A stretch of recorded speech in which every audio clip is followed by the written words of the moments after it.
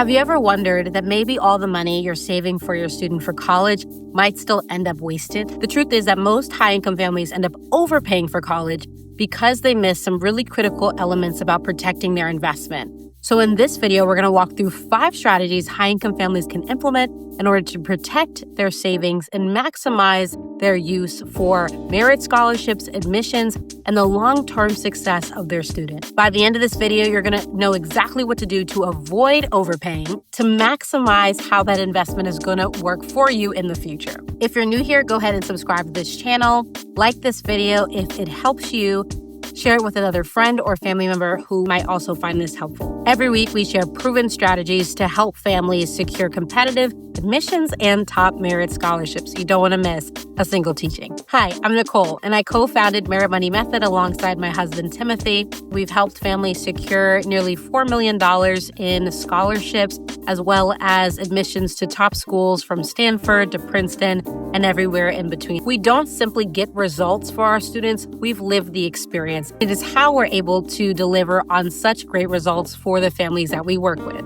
I'm a Princeton grad who earned over 8 full rides, $2 million in scholarships, and specifically $200,000 in merit aid, so it was not dependent on my family's financial circumstance. So here we truly are invested in helping high-income and middle-class families understand how they can go beyond traditional strategies of admission to really maximizing the chances of their student going to college for zero debt. Because here's the thing, even though you may be able to afford that full tuition price tag, who wants to overpay for something if we don't have to? And why not protect that investment for your next student or even for grad school or medical school? We want to maximize your students' opportunities for their college admissions journey so that overall your assets and your resources can be used in the best possible way. And if you want to take action on everything we talk about today, go ahead and click the link below to book a free strategy session with myself and or my team so that we can support you in implementing all of this today for your student. Step 1, savings alone is not a strategy. Oftentimes, high-income families think that because they have the income and the resources to save and college is expensive, they think, well, if I'm in a financial position to save, this is the best thing I can do. But what we often see with high-income families, and it's rooted in my own story, my dad working on Wall Street, my mom in a successful finance career, they were doing all the right things as a high-income family, but yet they still saw gaps later on. And so these gaps look like essentially a student being very well prepared on a financial level because of their parent, but very underprepared in terms of who they are, who they're becoming, the things they care about, and their overall character development.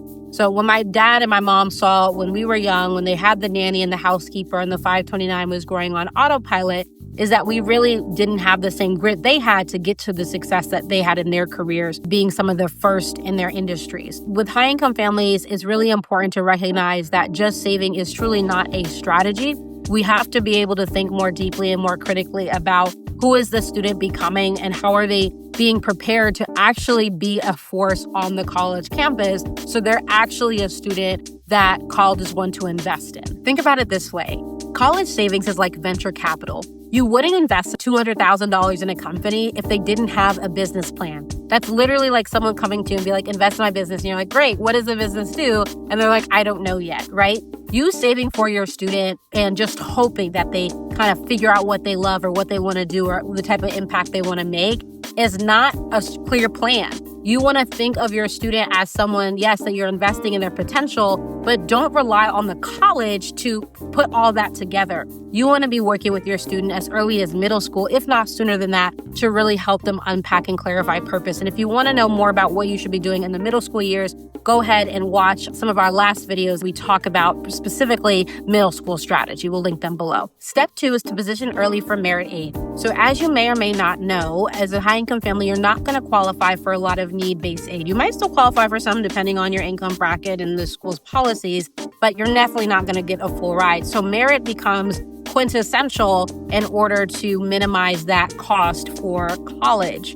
There is so much that you can do early on to position your student for merit aid, specifically by working on developing their leadership. And I encourage you to check out our previous videos where we talk about how to cultivate leadership, and make sure you're subscribed so you can see in our coming videos how we talk about even more deeply how to cultivate that leadership. Understand that we don't have to simply expect our student to be inherently brilliant or talented, but really it's about creating the space to nurture those qualities that the admissions office is going to see as value to invest in. Step 3, recognize that diversity is more than just race. So with the Supreme Court ruling in the last few years, we recognize that colleges cannot just rely on the race box in order to fit their diversity quotas. And while even prior to the Supreme Court ruling, colleges and universities already had different metrics for diversity, all the more colleges and universities are being expected to lean into non-race-based diversity. Colleges are looking at regional diversity, gender diversity, so many aspects of diversity. But one of the major ones that's often underplayed in preparing for college admissions in the college application process is the diversity of interest. So we talk about, right, not just having your student do 1,000 different things or random clubs or leadership for the sake of leadership. We often hear talk about the importance of developing a theme within our tall framework. But within that theme, we want to ensure that they are going deep in leading and pioneering and solving a social problem. That really is the critical aspect of everything that makes a student competitive. What type of problem are they trying to solve? And how are they demonstrating that entrepreneurial leadership in solving that problem? When a student is diverse in their problem solving, when a college is able to see, wow, we've never had a student apply here that is thinking about this problem in this way and wants to approach it with this lens, with this innovation, with this creativity, they're saying, this is an asset for our college campus. This is, right, contributing to that diversity. A lot of college applicants look the same because everyone has high GPAs, everyone has high test scores, and everyone's doing the standard kind of extracurriculars, NHS, right? So on nearly every high-achieving student's application, we have to push beyond those things. And so thinking about diversity in that way will really unlock in your family, in your home, a lot of creativity about how your student can be building early their competitive strategy. So I'm curious to hear from you. What is your biggest fear around preparing for college? Let me know in the comments, and I'll be more than willing to make a video specifically addressing your question. If what we talked about so far is resonating with you, do be sure to book that free strategy session with the link below. Step 4, guard against burnout. We talked about this a bit with step 3, but it bears really emphasizing with its own point here that your student should not be doing everything. When a student is clear about their theme, when they're clear about the problem that they want to solve and contribute their skill development to, we have a really clear framework for what a student should be saying yes and no to. We should constantly be having on a spreadsheet or on a Google Doc somewhere everything your student is involved in, the amount of hours that they're involved in these things, and constantly at the top, right, having that theme, having that problem that they're solving, and asking yourselves, okay, does everything we're doing align with that?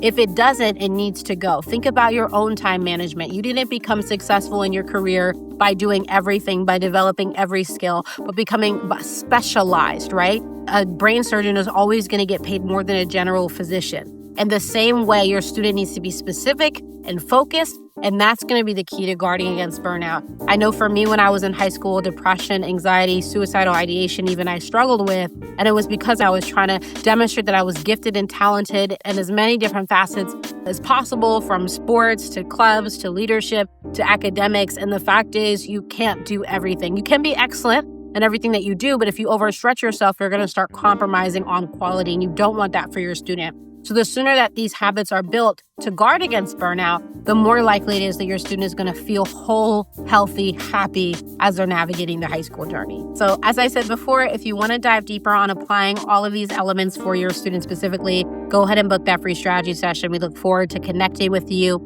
If this video helped you, do be sure again to subscribe. Hit that notification bell to be notified every time we release a new video. Give this video a like and share it with a friend. We'll see you in the next one.